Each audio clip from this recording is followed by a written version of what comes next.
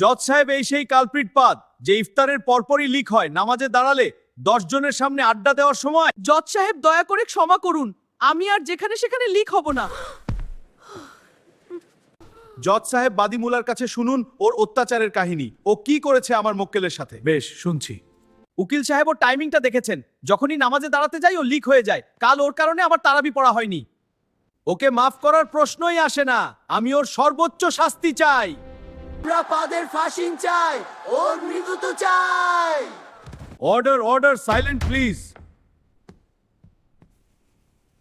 সমস্ত সাক্ষ্য প্রমাণের ভিত্তিতে আদালত এই সিদ্ধান্তে উপনীত হয়েছে যে আসামি পাদকে 302 ধারা মোতাবেক দোষী সাব্যস্ত করে আগামী 1 মাস তাকে ঘরবন্দি থাকার নির্দেশ দেওয়া হলো। যদি তাকে এই সময় বাইরে পাওয়া যায় তার উপর কঠোর ব্যবস্থা নেওয়া হবে। The case is closed.